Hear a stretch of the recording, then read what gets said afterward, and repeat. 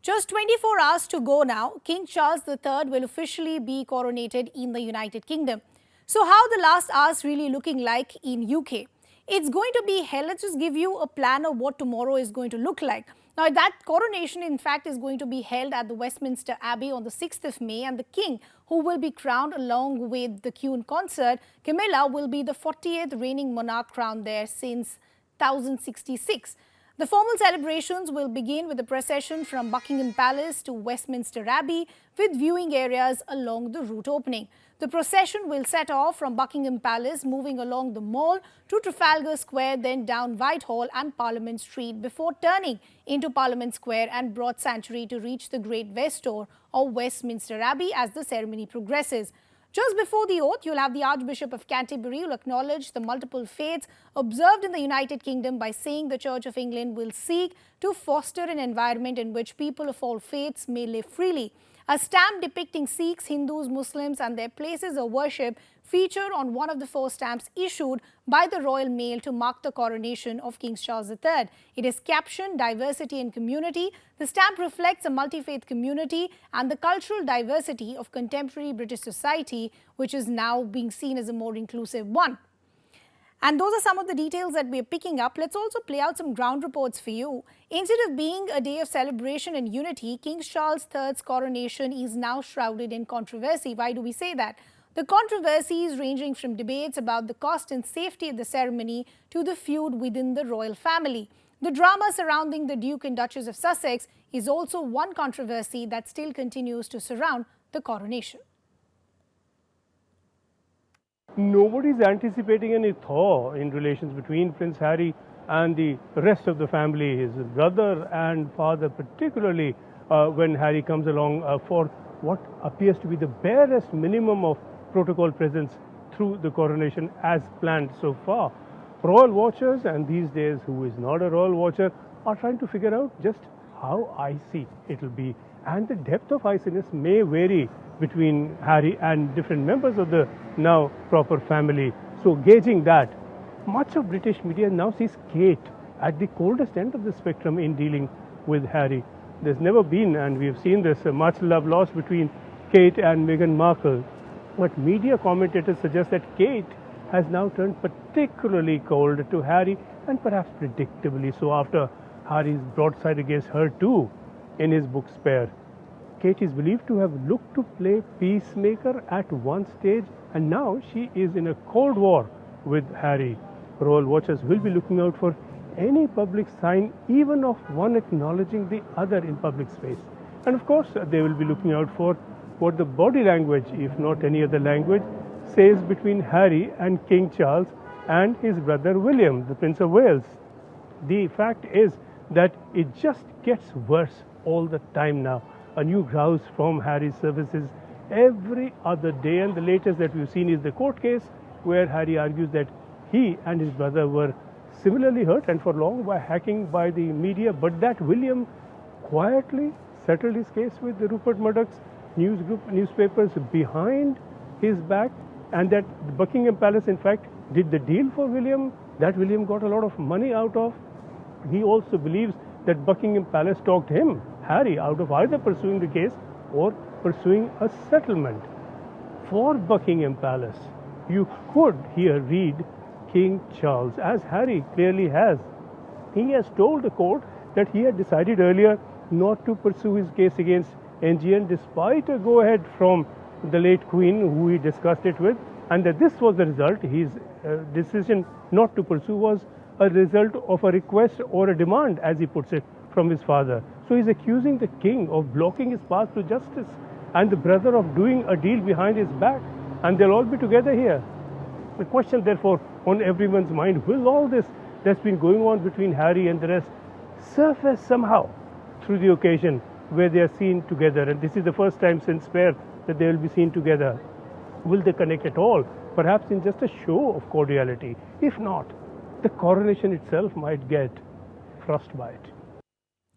Let's also now bring in our colleague Sanjay Suri. In fact, is now joining us live to help us understand what are the kind of last-minute touches or arrangements that are being done. Sanjay, it's almost D-Day now, less than 24 hours to now go. Any last-minute arrangements or touches that are now being done to ensure that this event is a grand success? At least that's what the royal family would want.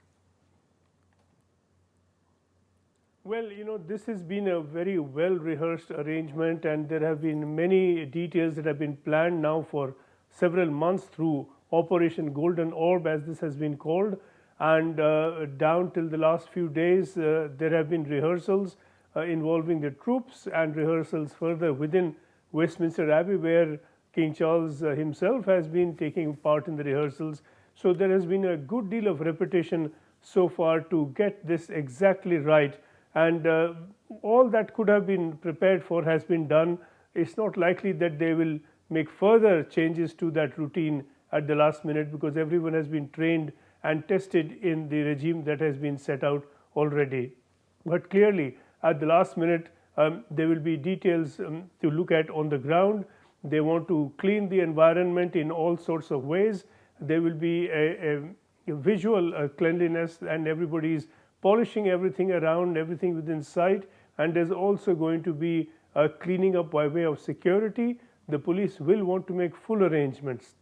We saw the incident at Buckingham Palace where somebody threw cartridges into the premises of the palace, and we have 30,000 police officers on duty for this event, and certainly they will be going through the entire route very carefully, last minute today and quite literally to the last minute tomorrow, to make sure that there is nobody lurking about somewhere with a view to disrupting anything. And the police have warned that they will have no tolerance, that they will be very robust and will act against anyone trying to undermine this occasion.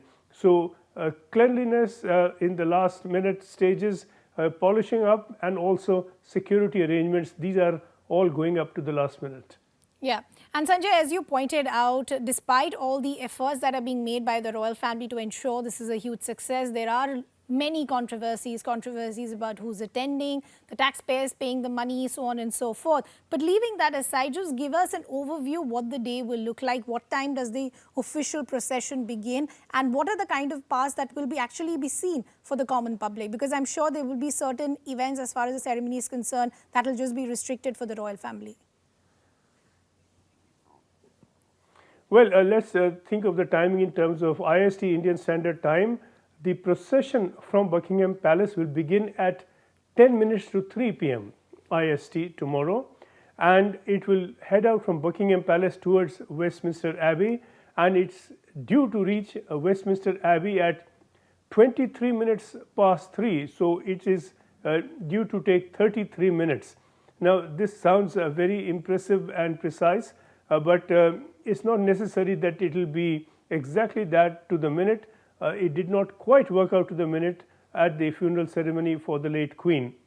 But this is the timing schedule that we've been given, and once this procession arrives at Westminster Abbey, we will have priority in protocol for Britain and the realm countries, which is about 15 countries including Britain that accept the British monarch as their head of state. Australia does, Canada does, New Zealand does, and a number of small countries, mostly in the Caribbean. So they will come in first into the Abbey, followed by the King and Queen, the Queen Consort, who will later be anointed Queen. And then once they're inside, they will head to what are called the estate chairs that have been done up for the occasion. We will then have a ceremony called the recognition, where the King will be presented to the congregation at different points to leave them in no doubt who is the King. After that, we will have the epistle being read out by the Prime Minister, then the Gospel being read out, and then a sermon from the Archbishop of Canterbury. Following that, behind the screen, there will be an anointing ceremony to be conducted by the Archbishop of York and the Archbishop of Canterbury, and then on he will come back, and then we will have the crowning ceremony. We will have the St. Edward's crown placed on the King's head by the Archbishop of Canterbury, and we will have the gun salute, and people will shout, "God save the King," and that is when the formality of the coronation will be completed. Okay, Sanjay, lots to look forward to.